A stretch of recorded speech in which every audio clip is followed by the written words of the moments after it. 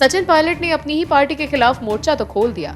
सचिन पायलट ने अपनी ही पार्टी की सरकार के खिलाफ विरोध के स्वर बुलंद कर दिए और वसुंधरा के बहाने अपनी सरकार पर ही अप्रत्यक्ष रूप से गंभीर आरोप लगा दिए कि हमारी सरकार भ्रष्टाचार के खिलाफ कार्रवाई करने से सुस्त है। कांग्रेस के साथ परेशानी यह है कि वो कितने मोर्चे पर लड़े। एक तरफ पार्टी को रसातल में जाने से कैसे बचाए, आगामी चुनाव से पहले पार्टी को एकजुट कैसे किया जाए और कर्नाटका चुनाव में जीत कैसे दर्ज की जाए।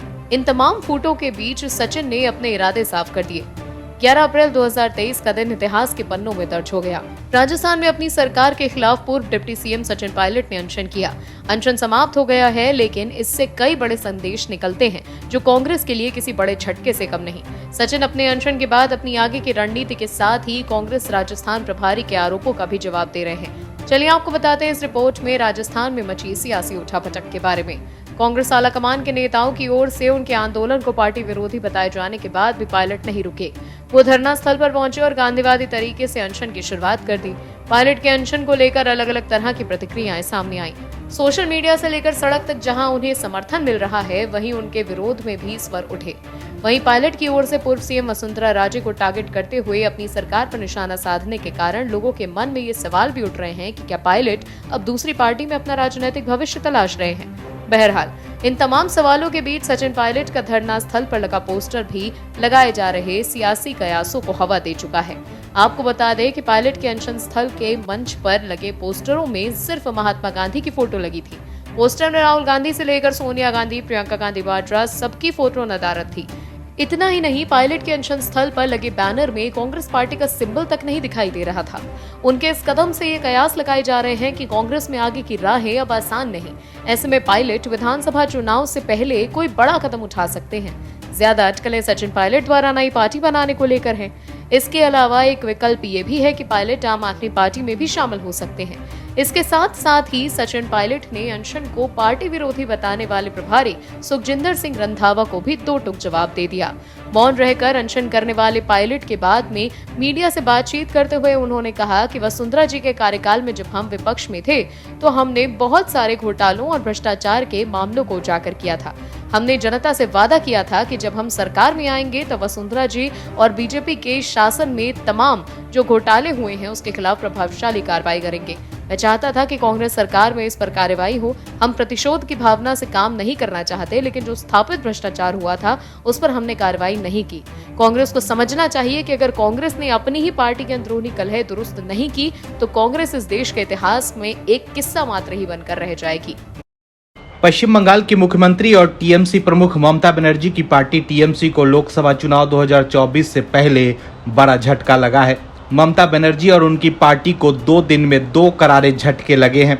एक ओर जहां बीते दिन चुनाव आयोग ने टीएमसी सहित एनसीपी और सीपीआई के राष्ट्रीय पार्टी होने का दर्जा छीन लिया है, तो वहीं दूसरी ओर टीएमसी से राज्यसभा सांसद रहे लुई जिन्हो फेलोरो ने पार्टी से इस्तीफा दे दिया है। ऐसे में अब लगातार इस तरह के घटनाक्रम के चलते पार्टी बैकफुट पर आती दिख रही है। लोकसभा चुनाव से पहले पार्टी के लिए ये शुभ संकेत नहीं है।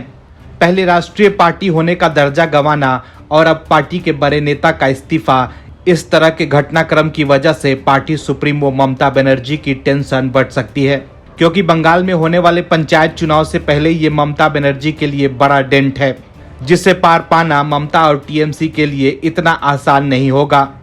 आपको बता दें कि गोवा में टीएमसी का चेहरा रहे पूर्व मुख्यमंत्री लुई जिन्हो फेलोरो का क्रिश्चियन बहुल दक्षिण गोवा में अच्छा खासा दबदबा है। ऐसे में 2024 के लोकसभा चुनाव से पहले इससे टीएमसी को खासा नुकसान हो सकता है। वहीं इस्तीफे के बाद फेलोरो ने अपने अगले कदम को लेकर कुछ साफ नहीं कहा है। लुई जिन्हो फेलोरो ने राज्यसभा सांसद के पद से इस्तीफा देते हुए कहा कि मैं टीएमसी छोड़ रहा हूं, अभी किसी दूसरी पार्टी में शामिल होने का प्लान नहीं है। आगे इसको लेकर कुछ भी होगा तो जानकारी दूंगा। खबर के मुताबिक लंबे समय से गोवा में पार्टी के मामलों से दूर रहने के कारण फेलोरो से टीएमसी पदाधिकारियों द्वारा इस्तीफा मांगा जा रहा था। एक रिपोर्ट के मुताबिक फेलोरो ने 2022 विधानसभा चुनाव में गोवा फॉरवर्ड पार्टी के नेता विजय सरदेसाई के खिलाफ फतोरदा से चुनाव लड़ने से मना कर दिया था। गोवा विधानसभा चुनाव में फेलोरो ने पार्टी के निर्देश को मानने से इनकार कर दिया था।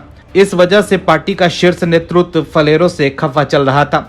साल 2022 में विधानसभा चुनाव को ध्यान में रखते हुए टीएमसी राज्यसभा सांसद अर्पिता घोष से इस्तीफा मांगकर फलेरो को 2021 में राज्यसभा भेज दिया था। अर्पिता घोष का कार्यकाल 2026 तक था, लेकिन गोवा चुनाव की वजह से उनकी जगह पर फलेरो को राज्यसभा भेजा गया था। वहीं गोवा चुनाव हारने के बाद टीएमसी नेतृत्व उनसे खफा था। कांग्रेस का हाल उस व्यक्ति की तरह हो गया है जो न घर का रहा न घाट का। कांग्रेस किसी भी तरह 2024 के लिए विपक्ष की धुरी बनना चाहती है, लेकिन कांग्रेस के साथ दिक्कत ये है कि पार्टी ने मुद्दे उठाने का काम एक ऐसे व्यक्ति को दे दिया है जिसके पास योग्यता के नाम पर ये विशेषता है कि वो कांग्रेस के प्रथम परिवार के युवराज है, और दूसरा कि वो नेपो बेबी की तरह भारतीय राजनीति में आए, जिसके भाषण में एक अधीर व्यक्तित्व में व्याकुलता और राजनीतिक सोच में कथित रूप से अपरिपक्वता दिखती है, जिसका फायदा बीजेपी उठाती रही है चुनाव में। और बीजेपी चाहती भी यही है कि कांग्रेस बार बार राहुल गांधी को लॉन्च करे और राहुल गांधी बनाम नरेंद्र मोदी ही हो, जिसका फायदा बीजेपी को मिलता रहे। जब कांग्रेस के नए अध्यक्ष के रूप में मल्लिकार्जुन खड़गे की ताजपोशी हुई और उसके बाद कांग्रेस की जो रणनीति दिखी, उससे साफ हो गया कि सड़क पर कांग्रेस को मजबूती राहुल गांधी देंगे और संगठन स्तर पर मजबूती खड़गे देंगे। लेकिन राहुल गांधी जिस तरह के मुद्दे समकालीन राजनीति में उठा रहे हैं, उससे विपक्षी नेता किनारा करते दिख रहे हैं और विपक्ष के दिग्गज नेता शरद पवार उनकी पोल खोलते नजर आ रहे हैं। क्या है खबर, बताते हैं आपको इस रिपोर्ट में।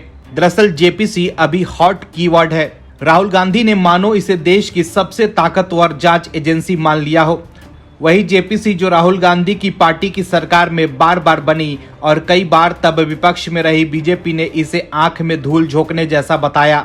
कांग्रेस की सरकार ने जेपीसी को प्रेशर कुकर बनाकर रख दिया। जब भी भ्रष्टाचार या बड़े मुद्दे पर फंसो, उसका दबाव जेपीसी की सीटी बजाकर खत्म कर दो। उसी जेपीसी पर राहुल गांधी और उनकी पार्टी अड़ गई है। लेकिन इसी जेपीसी पर शरद पवार अभी चर्चा में है। उन्होंने राहुल गांधी के मोदी अडानी अभियान को पंक्चर कर दिया है। पवार ने टाटा बिरला का भी नाम लिया, देश के लिए उनके योगदान को याद किया। ये नादानी भी बताई कि कैसे पहले की सरकार का विरोध करने के लिए टाटा बिरला का इस्तेमाल होता था। वहीं अडानी के मुद्दे पर राहुल गांधी की अगुवाई में कांग्रेस सड़क के बदले संसद में आंदोलन करते नजर आई। बजट सत्र का दूसरा हिस्सा चलने ही नहीं दिया। काले लिबाज में कांग्रेसी अपने नेता राहुल गांधी की डिमांड दोहराते नजर आए। हिंडबर्ग रिपोर्ट के बाद अडानी पर जेपीसी की जांच हो।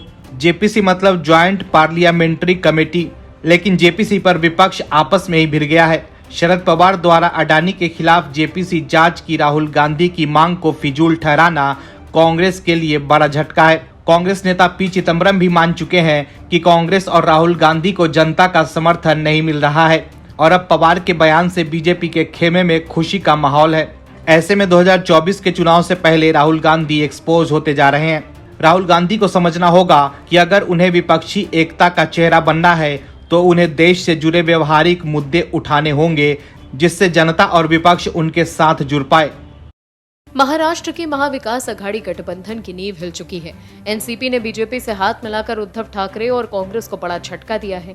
साल 2019 के विधानसभा चुनाव के बाद एनसीपी प्रमुख शरद पवार ने महाविकास अघाड़ी के निर्माण में अहम भूमिका निभाई थी, जिसमें उनकी पार्टी एनसीपी समेत उद्धव गुट की शिवसेना और कांग्रेस शामिल हुई थी।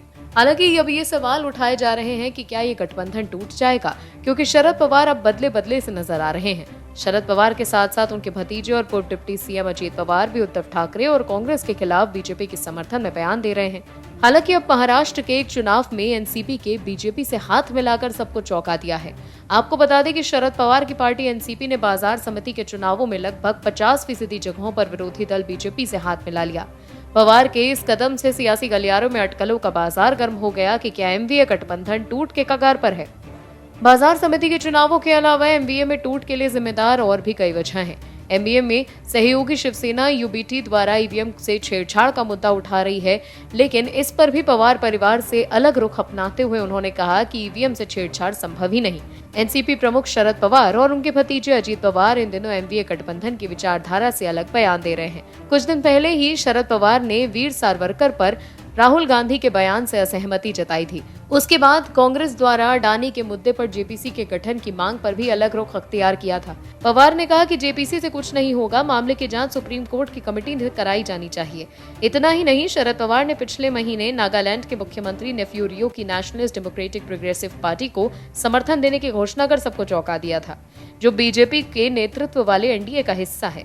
तो देखा आपने कैसे इन दिनों महाराष्ट्र की राजनीतिक हवा बदलती जा रही है। उद्धव ठाकरे और संजय राउत कांग्रेस के साथ खड़े हैं। ठाकरे और राउत ईवीएम से लेकर कांग्रेस के हर मुद्दे पर बीजेपी को घेर रहे हैं, लेकिन पवार फैमिली की नजदीकियां बीजेपी से बढ़ती जा रही हैं। इसीलिए अब ये अटकलें लगाई जा रही हैं कि क्या एमवीएम में वाकई फूट पड़ चुकी है। Bureau report OMH news. और भी वीडियोस देखने के लिए चैनल को सब्सक्राइब करें और बेल आइकन को दबाएं।